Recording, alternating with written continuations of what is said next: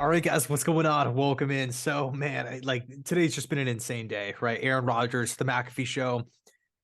He's literally said that he intends to be the next New York Jets quarterback. I know we've been, talking about it for weeks and months now, but to hear him say that, it just doesn't feel real. I can't really picture him, like realistically speaking, in a Jets uniform.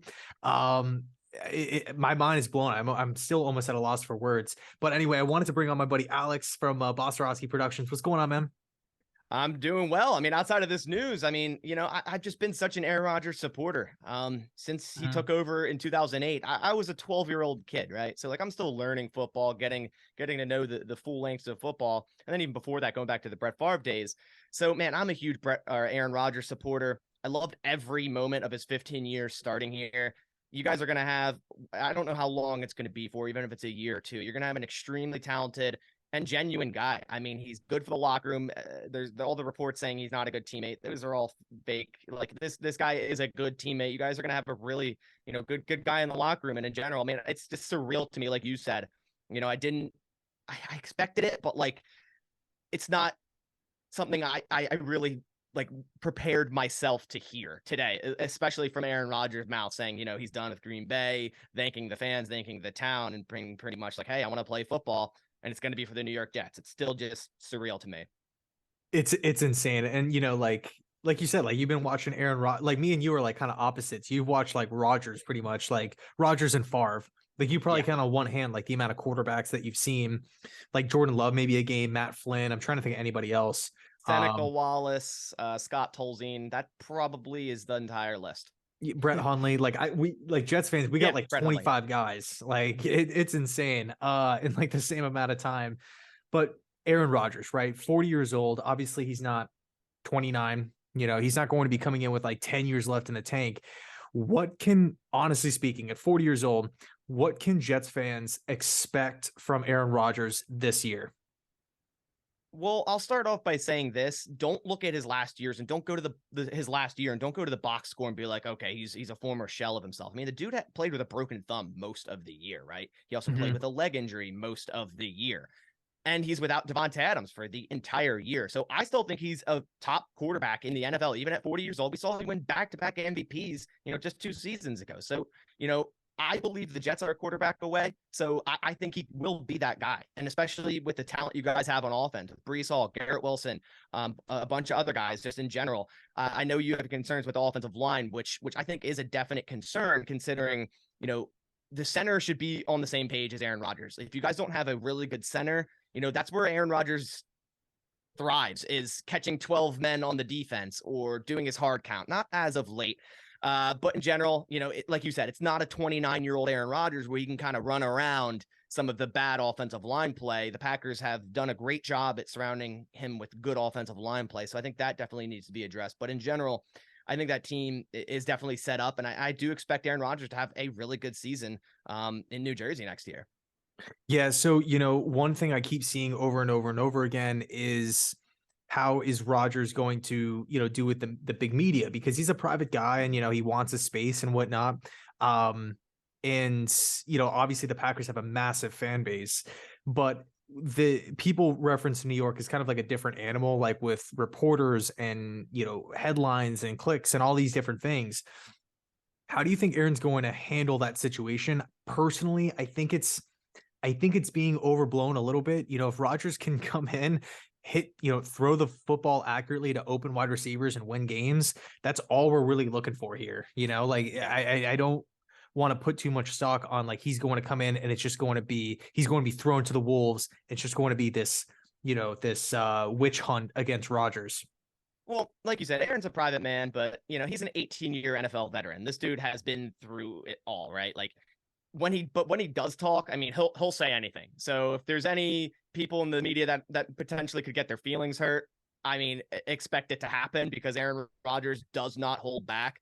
You guys are going to be frequent watchers of the Pat McAfee show every single week now on Tuesdays after the game. I mean, that I do miss. I mean, just the brutal honesty of Aaron Rodgers when talking, especially late here in his career. I'm definitely going to miss that because, I feel like I don't know what it's like to have a quarterback that honestly, sometimes doesn't say too much. Like Jordan Love, I don't think we've heard from him at all this entire offseason, other than a few clips here and there of him practicing. So I think he's going to do all right. Yeah, it's a whole different animal in New Jersey, New York, whatever it may be, compared to Wisconsin. But I think he's going to do fine. I mean, it's Aaron Rodgers. He's going to say what he wants to do, and he's going to go out and play football. And typically, that's going to be at a high level.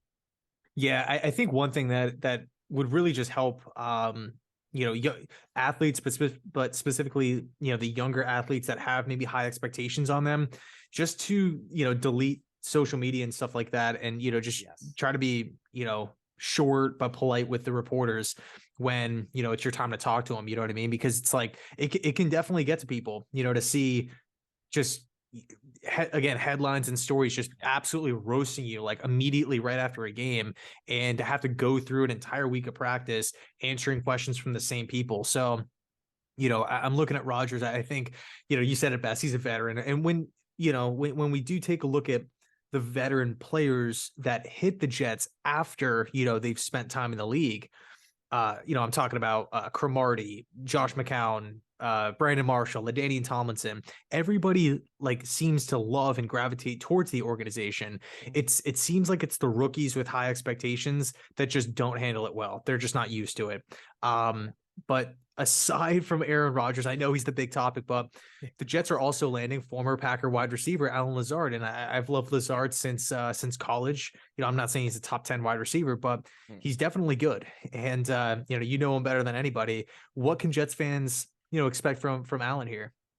So I love Alan Lazard's story, and I'm so hyped for him to get the money he deserved. Coming in as an undrafted free agent. The Packers picking him off the Jaguars practice squad and really earning his way. I mean, you're talking a 7th, 8th wide receiver in a practice squad, earning his way all the way up to a number 1 wide receiver. Now, yes, that's of course because, MVS got signed and they traded away Devontae Adams, and, a bunch of other receivers ended up leaving. So, but it wasn't just given to Alan Lazard. Like, he earned that. So I personally think the $11 million is not something I would want to pay as a Packer, but going forward, it's going to be Jordan Love. So it's like, you're not going to pay for, high-end veteran wide receivers if you don't have to. You're going to try to draft that talent early. But Alan Lazard, I think he's a really, really solid possession wide receiver and is one of the best, if not the best. Personally, I think he's the best run blocking receiver in the NFL. I mean, there's so many times when you see Aaron Rodgers bounce it outside, Aaron Jones bounce it outside, or A.J. Dillon, and Alan Lazard is just destroying that cornerback, or even on a bubble screen or a quick screen. And this guy, he can block linebackers. Like, it is no joke. This guy can block linebackers. They use him in line a lot on the goal line as kind of like a tight end, and he crack back blocks and he seals an edge. Like, he's really, really good at that. And if the Jets are trying to be, kind of a run first team and go through that, I think he's a really, really good wide receiver to have. He's not going to wow you with anything. Like I said, he started this year as the potential number 1 wide receiver, didn't even hit 800 yards. And he kind of had some injury issues along the way.